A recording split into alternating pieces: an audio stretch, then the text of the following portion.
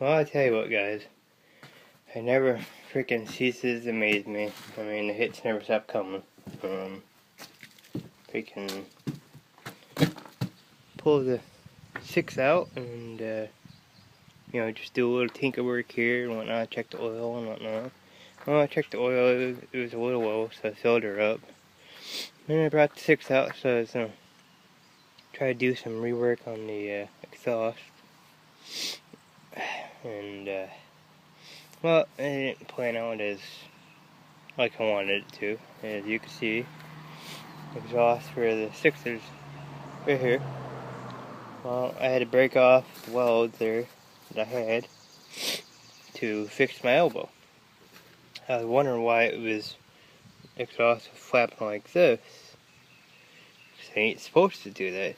It's only supposed to, move in and out. I think it is.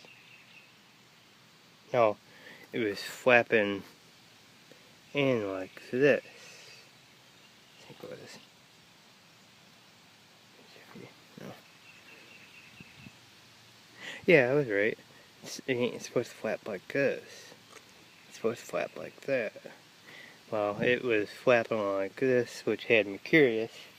I never got a chance to look at it yesterday because a bunch of other stuff come up. So, I did the oil and then I looked at it. I'm like, wait a minute, that ain't right. Well, it somehow magically loosened itself up, and come to find out, it actually sheared some of the threads for the exhaust. So luckily, I unbolted the carburetor and the front grill mesh and whatnot, and I got it to take hold of some threads. Because when I got it, it was actually loose. I could actually stick this little tab in between the motor block and the exhaust, but I just never had. Well, when I had the time, I ended up getting distracted and ended up doing something else and then forget about it, and then, well, I'd kicked myself in the ass for doing it because now I was in a tight bind. I didn't know if I'd have to had the motor rethreaded and then had to go with a 1-inch or what. So I thought I was going to end up being screwed and then probably have to go find a new motor for it. But luckily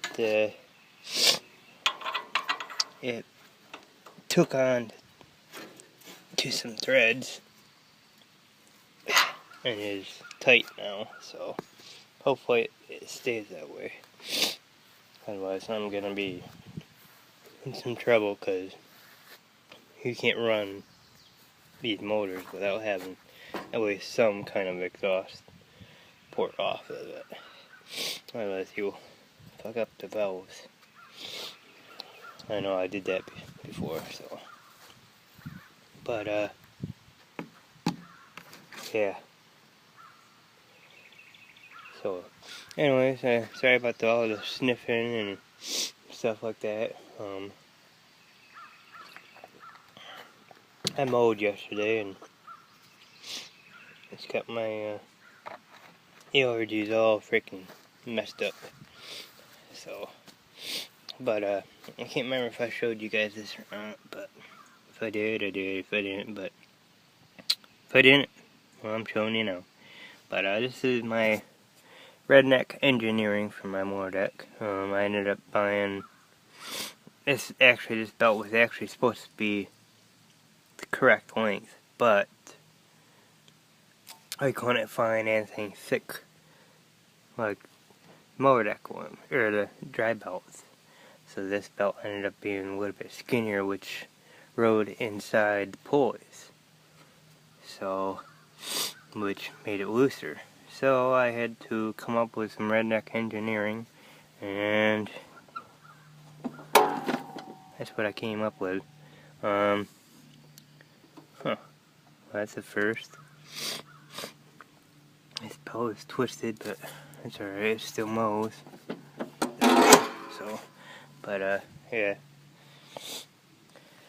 So I'll get this elbow up to turn up just a tad bit more.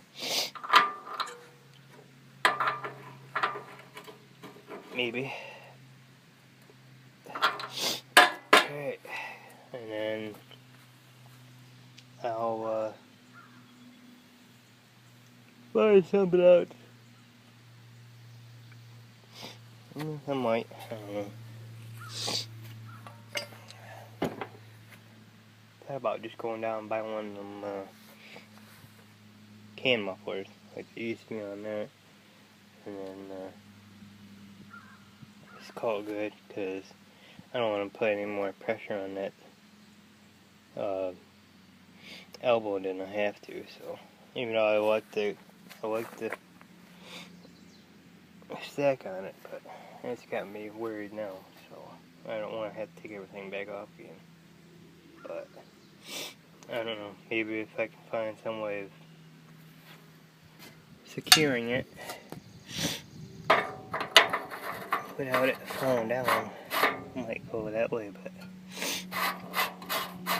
I don't know. Like this bar here was supposed to be held this up, but you can see it broke the weld right off. So I don't know. I'll see what I come up with, guys, I guess. But I get back to work, try to get this stuff back together and done. That wasn't really what I was supposed to be working on today. Supposed to be working on getting the motor moved and the two trannies moved up there, and my trailer unloaded of scrap metal. And then I've been thinking about possibly building a carport. Not sure if I'm going to do it on this side or if I'm going to do it over here on this side. Not sure. I know if I do it on this side, it'd be closer to the ground. And then the kids probably end up trying to climb on it. But, and my handy dandy air pump, I don't know if you guys can see there or not, right there. Yeah, she died. No longer gives me air. So, but if we do on this side, it would be off the ground a little bit higher. So the only thing about this side is between the tin here and the tin over there, that's newer style tin. This is old school tin. They don't make this old school tin anymore. So, and if they do, it's hard to find or expensive. So, but yeah, that's just another idea too. But it's like I'd like to stuff that underneath the hood of one of these, but I gotta find one first. So, actually, I did find one, but I'm not willing to pay the price that the guy wants. It's actually running and moving.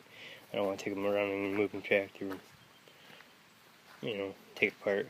Even though it's got the crappy motor, it's got the electric starter on it instead of the starter generator. I don't like them electric starters. They're junk, I think, anyways.